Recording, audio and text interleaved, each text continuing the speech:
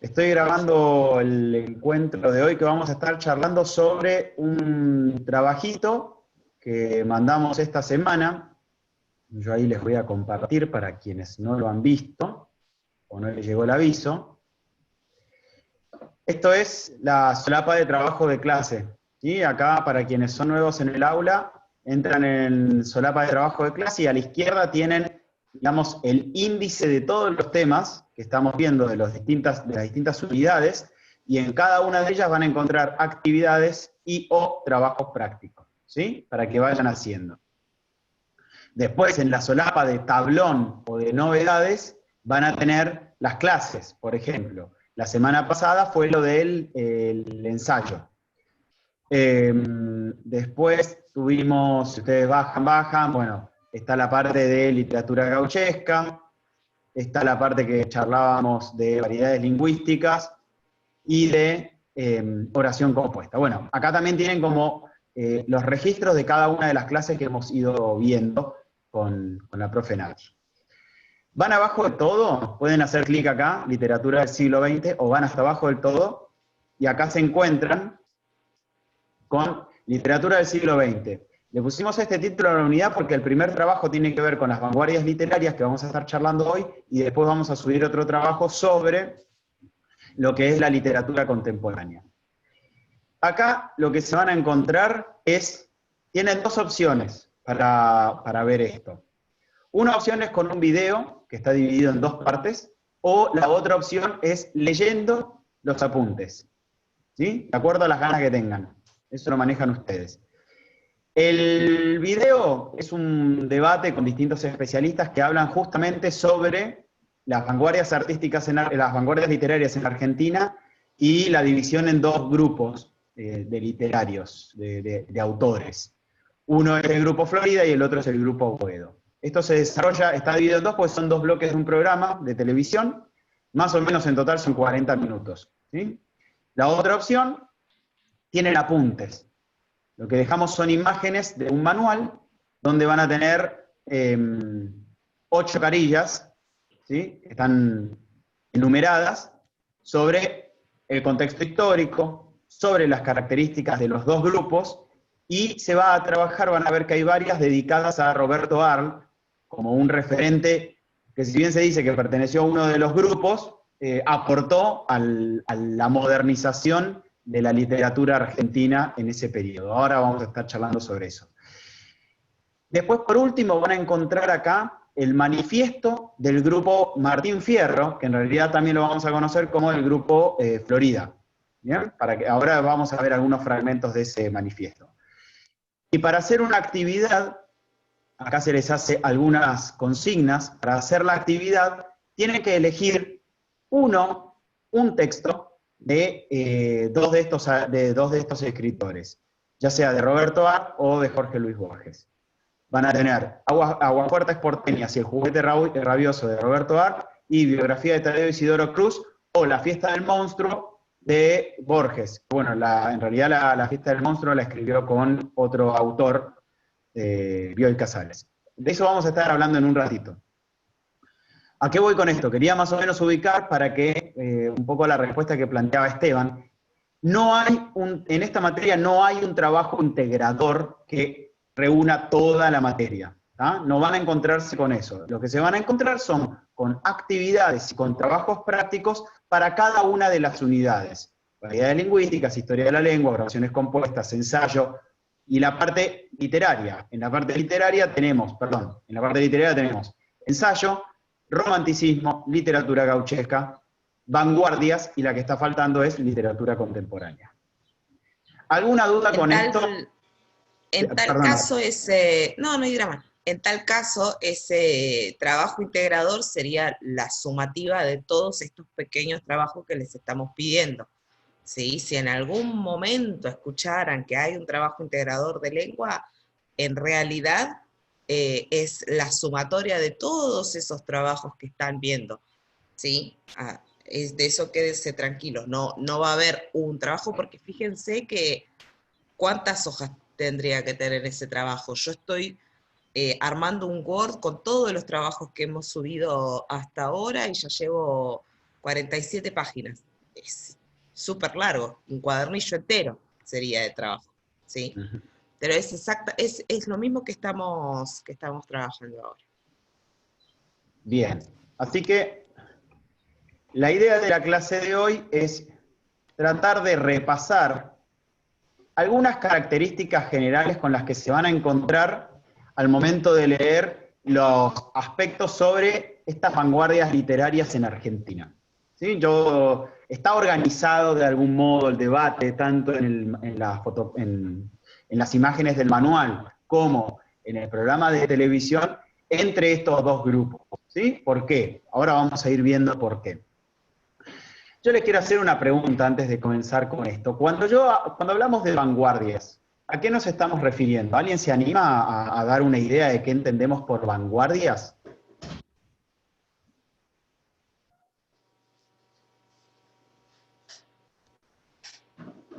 ¿Alguien? ¿Nadie sabe qué significa vanguardia? Capaz lo pueden buscar por ahí aprovechando que tienen internet.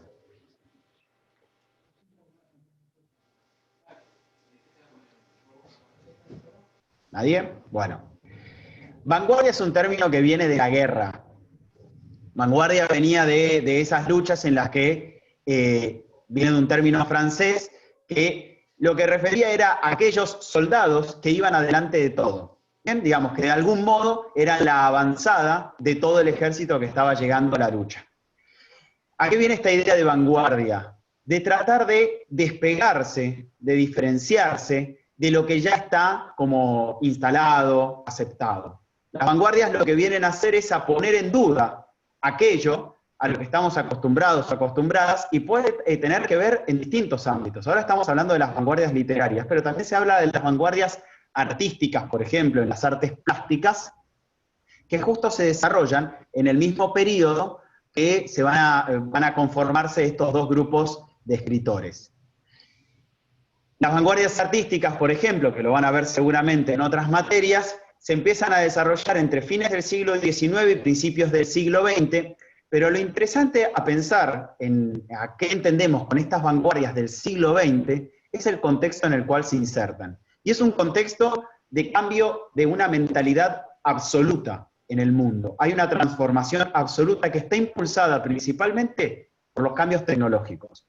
Los cambios tecnológicos, el mercado se transforma en un mercado económico mundial.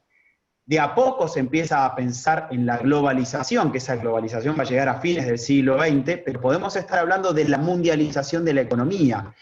El tiempo se acorta, el tiempo se acelera, las distancias se acortan, las tecnologías transforman el mundo y la sociedad empieza a transformarse. Y Argentina, y en particular Buenos Aires, se convierte en una capital, en la capital a nivel latinoamericano de lo que es justamente la modernidad de nuestra región. Empiezan a aparecer, acá yo vamos a empezar con algunos elementos, empiezan a aparecer transformaciones. Fíjense acá abajo a la derecha. Acá aparecen los primeros subterráneos como una forma de agilizar el transporte por debajo de la tierra. Lógicamente, los únicos subterráneos que tenemos en nuestro país están en Buenos Aires. No se han instalado subterráneos en otra parte del país. Aparecen los rascacielos. Pero así como aparece el desarrollo, la modernización, la tecnificación, la industrialización que va a suceder en Argentina a partir de la década del 30, con todos estos cambios políticos, económicos, culturales, también tiene su contrapartida. ¿Cuál es la contrapartida del desarrollo capitalista? La contrapartida es situaciones de pobreza, de desigualdad social.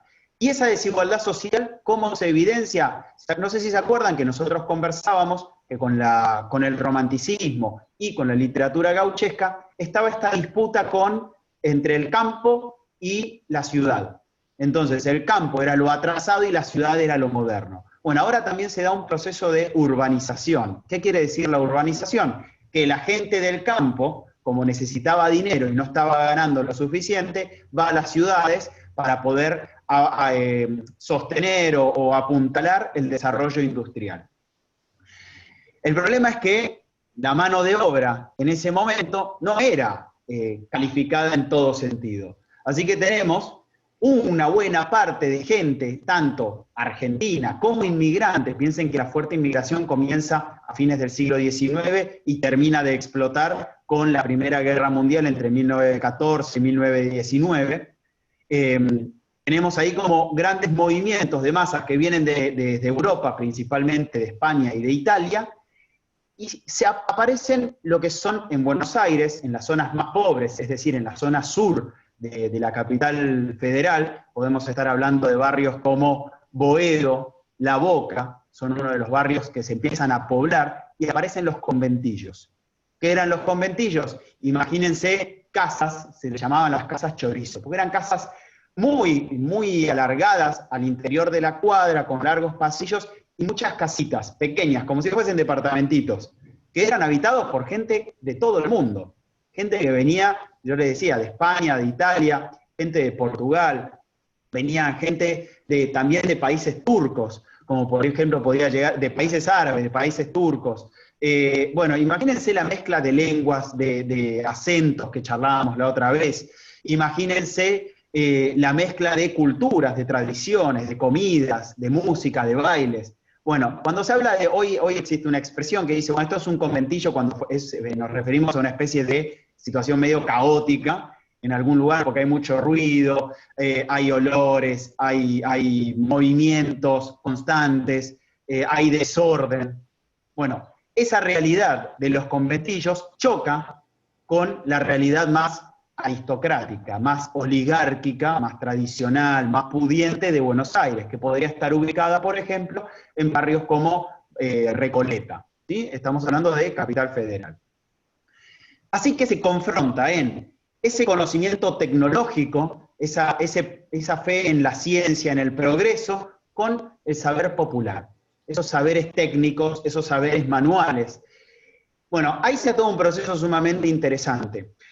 Decíamos que estamos en un contexto histórico tratando de ubicar las vanguardias, ¿sí? Vamos a pensar las vanguardias cómo impactan en nuestro país. Decíamos que se dan una serie de transformaciones tecnológicas, económicas, culturales. ¿Y qué está pasando en el mundo? En el mundo se da, entre 1914 y 1919, la Primera Guerra Mundial.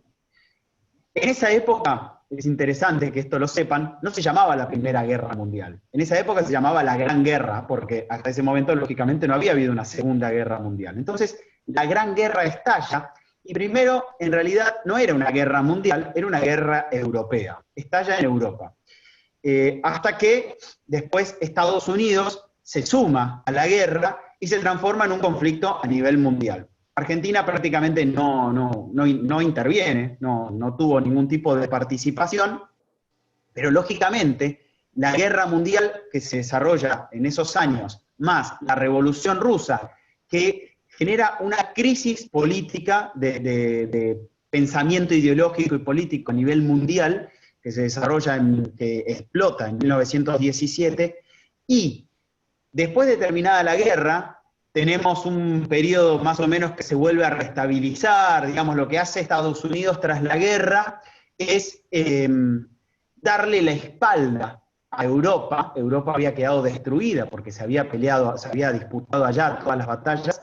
Europa queda destruida, Estados Unidos le da la espalda, y Estados Unidos se empieza a convertir de a poco en una potencia económica. Pero no se dan cuenta, digamos, empiezan a invertir en lo que es la bolsa, se empieza a generar todo un mercado financiero que no tenía sustento material, y en 1929 estalla la crisis de la bolsa, y eso genera una crisis a nivel mundial. ¿Por qué? Porque se cierran las economías hacia el interior, y entre lo que había dejado la guerra más la crisis del 29, a Argentina no le queda otra que empezar a pensar en el desarrollo industrial. ¿Y qué pasaba en Argentina? En 1912 había aparecido el voto democrático, por primera vez el voto universal, obligatorio y secreto, que era un derecho exclusivo para los varones, y el primer gobierno democrático es la Unión Cívica Radical, que llega al gobierno en 1914, si mal no recuerdo, si las fechas no me fallan, y se extiende hasta, no, en el 14 no, en el 16, perdón. En las primeras elecciones son en 1916, ahí llega Irigoyen, después va a seguir otro gobierno radical, pero en 1930 llega el primer golpe de Estado, ¿sí? O sea que llega el primer gobierno de facto. Fíjense que en cuestión de 30 años se transformó el mundo y se transformó Argentina. Ya sé, Rosy, que estoy mirando eso. ¿Alguien está preguntando algo? No escuché, perdón. No. Bueno, se transformó todo el panorama mundial y el panorama nacional. Lógicamente, estas transformaciones impactan en la manera de ver el mundo y también impactan en la manera de expresar. Piensen que el arte es la manera que tiene el ser humano para poder expresar e interactuar con esa realidad, con ese entorno, creando sentidos, creando expresiones artísticas. Lo sucedió en el arte, que pasa en Europa, y el arte, las transformaciones artísticas llegaron a nuestro país, y también sucede esta modernización en la literatura. En la literatura tenemos un proceso que impacta todo lo que está sucediendo en Europa. Nosotros, como país, siempre estuvimos mirando a Europa. Por ejemplo, el Grupo Florida, que ahora vamos a estar conversando, estaba mirando todo el tiempo a las vanguardias artísticas, cómo tenían un impacto. Alguna de esas vanguardias era el ultraísmo, el futurismo, empiezan a traerse esa idea del movimiento de la transformación, de la renovación, de la modernización, llega a nuestro país. Uno de los elementos también que es importante rescatar tiene que ver con la cuestión del realismo, que esto va a ser más que nada retomado por el Grupo Boedo. Era la idea de ver cómo pensamos a esta realidad, cómo representamos a la realidad, pero de la manera más cruda y fiel posible. En la pintura se van a encontrar con distintos artistas que van a evidenciar eso, como por ejemplo de la Cárcova, donde muestra lo que son los choques de esta cuestión de la industrialización, la modernización y la pobreza. El otro punto que es importante también, que se desarrolla en el marco principalmente del Grupo Boedo, es la profesionalización del escritor. Y acá hay una división de aguas importante, porque el Grupo Florida, los integrantes del Grupo Florida, que aparece en Tuñón, Borges, Guiraldes, son escritores que vienen de una sociedad, de grupos sociales, de clases sociales cultas, o sea, que han tenido la posibilidad de estudiar, de formarse, y que no tienen la urgencia del dinero, ¿bien? Tienen la posibilidad de expresarse con la libertad de no tener que vender sus producciones, ¿sí? Pero a los artistas, a los escritores y escritoras del Grupo Boedo, no les pasa lo mismo. Empezamos a ver cómo ahí aparece la idea del artista profesional, ¿sí? Cuando hablamos de artista profesional, estamos hablando de una figura en el arte que necesita vender su trabajo. Es decir, tienen que producir arte para poder comer de ese arte, ¿sí? Lógicamente, los artistas más tradicionales cuestionan esa postura porque consideran que el depender del dinero, de tener que vender lo que vos producís en términos estéticos, de algún modo le reducís el nivel artístico y dependés de esa necesidad económica. O sea, el planteo viene por el lado de estás produciendo arte para vender, por lo tanto eso no puede ser considerado arte. Esa era la disyuntiva que había en ese momento, que impacta a los escritores, y también impacta, por ejemplo, a pintores, artistas plásticos. Así que es una época en la que se empieza a pensar en qué lugar ocupa el artista, el escritor en este caso, y la otra cuestión es pensar el tema de la formación.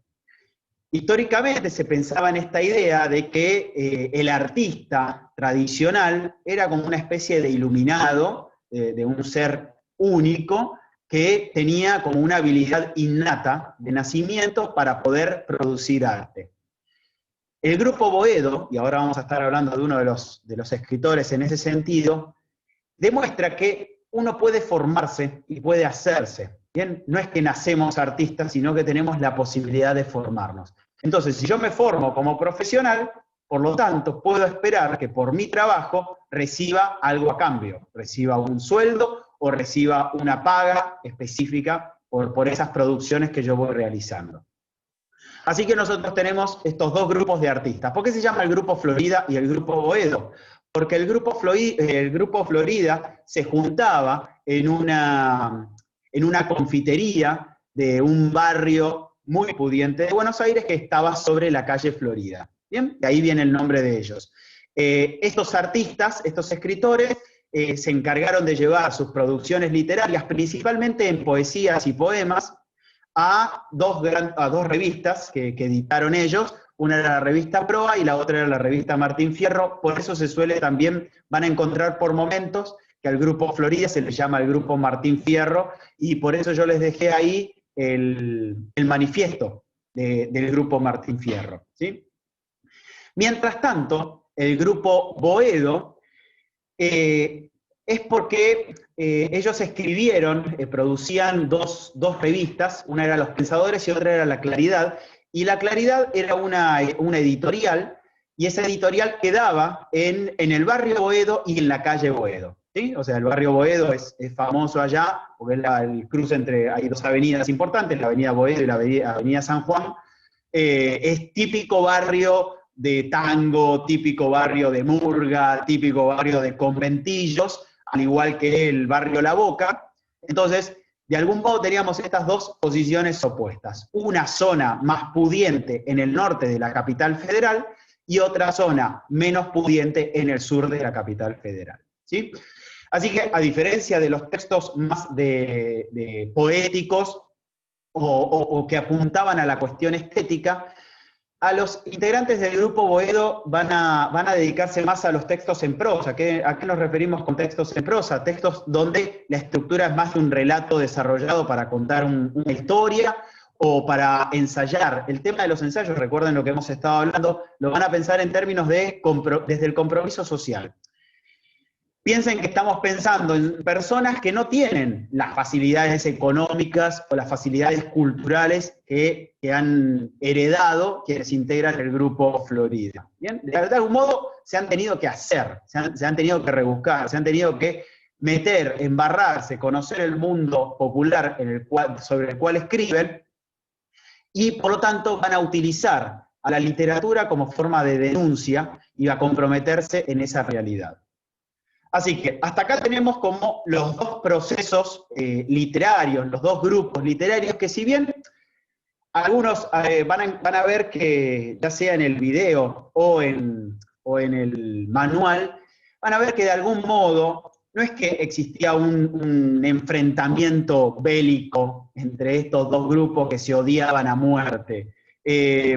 Había diálogos, había intercambios. Piensen que estaban en un momento cultural de transformaciones. Entonces, más allá de que eran dos grupos que se juntaban por separado, las producciones circulaban en Buenos Aires, y sirvió para dar cuenta de un espíritu de época que transformó la producción artística de esa época, de ese momento, y permitió empezar a pensar en un proceso de modernización de la literatura. Hablamos de una modernización económica, una modernización tecnológica. Bueno, esto era una modernización también en la literatura. Se nos está acabando el tiempo, así que vamos a ir rápido yo acá sinteticé algunos elementos del artista Roberto Arlt. ¿Por qué parece interesante lo de Roberto Arlt? Porque no solo personifica la modernización, la profesionalización, la modernización en prosa, ya sea novela o cuentos, sino que también él dialogaba, interactuaba con el otro grupo. Se lo asigna más al grupo Boedo porque acá lo ponía, por los personajes y los temas que toca.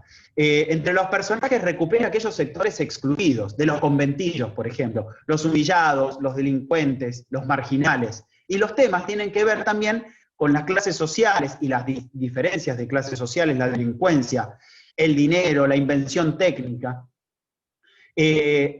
Proviene de distintos trabajos. Esto es algo interesante. Este muchacho se dedicaba a escribir, pero lo hacía en un primer momento en sus tiempos libres, porque mientras tanto trabajaba, necesitaba generar recursos, su sueldo, digamos, trabajó de mecánico, jalatero, trabajó en el puerto. Bueno, fue como diversificando sus tareas, y eso le permitió a él conocer justamente esos saberes del pobre. Hay una autora, se llama Beatriz Arlo, que habla de los saberes del pobre. ¿Qué son los saberes del pobre? Los saberes del pobre son esos saberes manuales, ¿Vieron cuando dicen lo atamos con alambre, lo atamos? Bueno, el saber pobre es ese saber creativo que encuentra la manera de solucionar problemas que a alguien que está metido en el mundo de las letras no se le ocurriría, ¿sí? Así que esta capacidad inventiva la descubre ¿con qué? Haciendo periodismo urbano. Así que empieza a recorrer los barrios y recupera esas historias y las va a relatar. Uno de los textos que yo les dejo que es sumamente interesante son las aguafuertes porteñas. ¿Qué son las aguafuertes? Las aguafuertes son relatos que muestran realidades crudas, reales. Por eso incorpora lo que es el lenguaje coloquial de los porteños. Van a ver que utiliza el lunfardo o ciertas terminologías que capaz nosotros tratemos de entender y que incluso para mí, por ejemplo, que yo soy oriundo de Buenos Aires, me cuesta, porque tiene que ver con una mezcla que había en esa época de dialectos, de idiomas, y que más o menos fueron dándole forma algunas palabras que hoy utilizamos y que en ese momento provenían quizás de Italia, de España o de otras partes de Europa. Lo que se le ha criticado a este autor es justamente por no haber tenido una formación, sino que fue más bien autodidacta, no tenía un estilo específico que se lo pudiese vincular con alguna corriente literaria, no tenía un cuidado de las formas, presentaba errores ortográficos. Piensen que llegó hasta tercer grado de primaria, ¿bien? No terminó la escuela primaria. Entonces, ¿a qué se dedicó? A leer textos anarquistas, socialistas, a entregas de relatos por folletines, o sea, esos folletines que eran, digamos, una novela por entregas. Hoy en día nos metemos, tenemos el libro entero, pero en esa época, en los sectores populares, esperaban capaz la tirada de algún diario que llegaba una parte, un capítulo de una novela, y así lo iban leyendo progresivamente. Imagínense, hoy en día ponemos Netflix y queremos ver rápidamente el siguiente capítulo. Bueno, en esa época había que esperar capaz una semana o 15 días. Y nos vamos a meter con, esto hasta acá tomé de Roberto Arlt porque de algún modo es como el referente en este grupo, pero también porque tiene una literatura que ha durado a lo largo del tiempo y hoy es representante de esta figura del escritor profesional, de los primeros escritores profesionales. Borges integró el grupo Florida, pero en esa época no tuvo un desarrollo literario que no es por el que es tan conocido en la actualidad. Digamos que en esa época el Grupo Florida, apoyado en las vanguardias artísticas, trabajó más desde la poesía, buscando esa innovación literaria.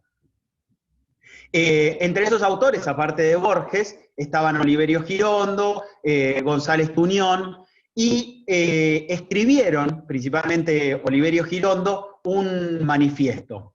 El manifiesto, yo acá tomé algunos elementos, y un manifiesto quiere decir que se posicionan frente a lo anterior y qué es lo que quieren venir a transformar. Recuerden que estamos hablando de vanguardia, entonces la vanguardia es lo que va adelante, lo que mira a lo tradicional y lo quiere transformar. Decía el manifiesto, están contra la solemnidad, el mimetismo. La solemnidad es todo aquello formal, tradicional. Están contra el mimetismo que busca imitar la realidad, contra el anacronismo, es decir, aquello que atasa, contra la burocracia y contra las ataduras tradicionales. Cuando hablamos de ataduras tradicionales es que está tratando de alejarse de toda esa herencia española. Piensen que para los sectores cultos, por ejemplo hablamos de los unitarios, los españoles era lo más conservador, lo más arcaico, lo más despreciable que no nos permitía progresar y desarrollarnos. Por eso miraban, por ejemplo, a Francia, a Gran Bretaña, y después van a empezar a mirar a Estados Unidos como el desarrollo. Nosotros tenemos que progresar, tenemos que ir para adelante. Ahí dejé una de las poesías, no sé si tuvieron la posibilidad de leerlas, pero lo interesante es esto de pensar una nueva sensibilidad y una nueva comprensión. Yo les quiero mostrar, acá, algunos elementos que yo marqué este es el manifiesto de Martín Fierro, y les paso a leer. Martín Fierro siente la necesidad imprescindible de definirse y de llamar a cuantos sean capaces de percibir que nos hallamos en presencia de una nueva sensibilidad y de una nueva comprensión, que al ponernos de acuerdo con nosotros mismos nos descubre panoramas insospechados y nuevos medios y formas de expresión.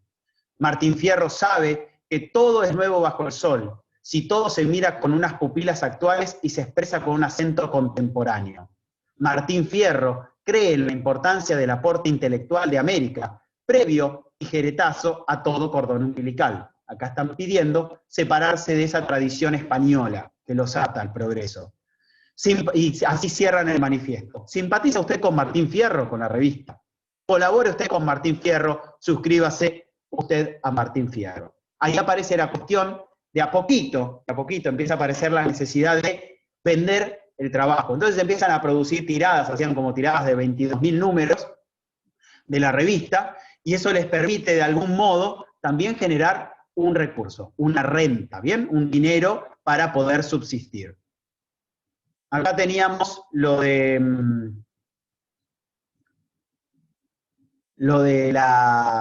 la poesía, algunos ejemplos, ¿no? Esta es de 1925, para leer un ejemplo de Tuñón. Decía,